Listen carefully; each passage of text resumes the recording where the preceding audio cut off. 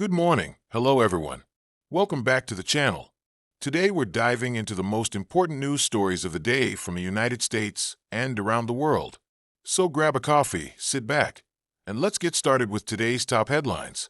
From the United States, beginning with breaking news, the nationwide ground stop has been partially lifted after 18 hours, but the situation remains critical. The FAA is now allowing limited flights to resume under visual flight rules only, as investigators confirm this was the most sophisticated GPS spoofing attack in aviation history. The Department of Homeland Security has elevated the national threat level to orange, citing credible intelligence about ongoing cyber threats to critical infrastructure. Millions of Thanksgiving travelers remain stranded as airlines struggle to recover from the unprecedented disruption. In economic developments, the stock market has reacted violently to yesterday's travel chaos, with the Dow Jones plunging another 600 points in early trading. Airline stocks are down 15 to 20% across the board, while cybersecurity companies are seeing massive gains as investors anticipate increased government and corporate spending on digital defense systems. The Federal Reserve has announced it will accelerate payments from its $200 billion stabilization fund to prevent liquidity crises in the travel and logistics sectors.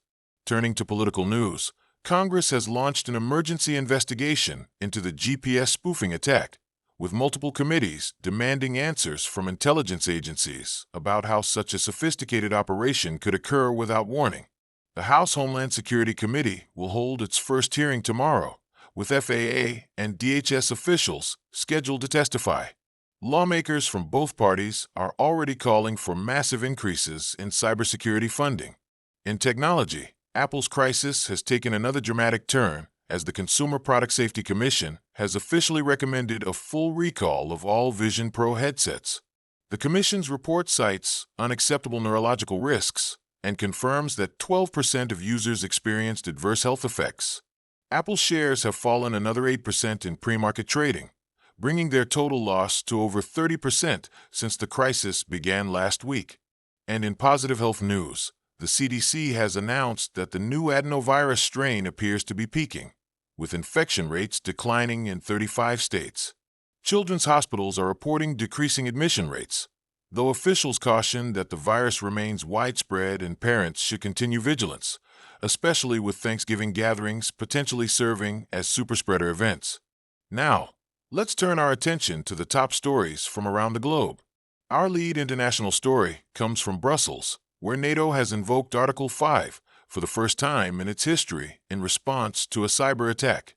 The unprecedented decision comes after investigation revealed the GPS spoofing attack originated from Russian military intelligence units, marking the first time the Collective Defense Clause has been triggered for a non-kinetic attack. Emergency NATO summit meetings are underway to determine the appropriate response measures. In the Middle East, the Saudi-Iranian Security Pact is already showing dramatic effects as both countries have begun joint naval patrols in the Strait of Hormuz.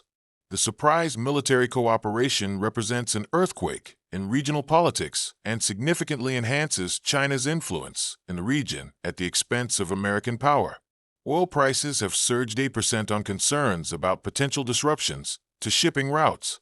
Moving to Asia, North Korea has followed its hypersonic missile test with an even more provocative move, launching a military reconnaissance satellite that Western analysts confirm has sophisticated surveillance capabilities.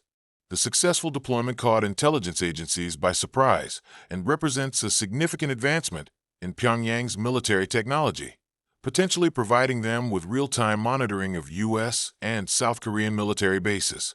In Africa, the World Health Organization's rapid distribution of the new Ebola treatment is already proving successful, with preliminary data showing outbreak containment in 3 additional countries.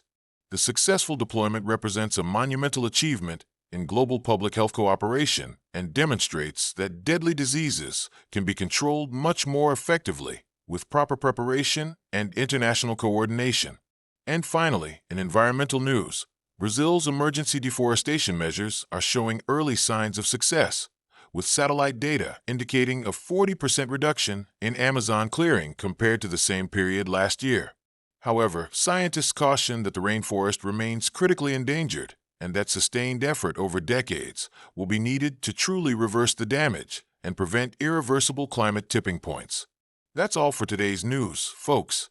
Stay informed, stay safe, and don't forget to like, subscribe, and hit the notification bell so you won't miss our next update. See you tomorrow for another round of important news.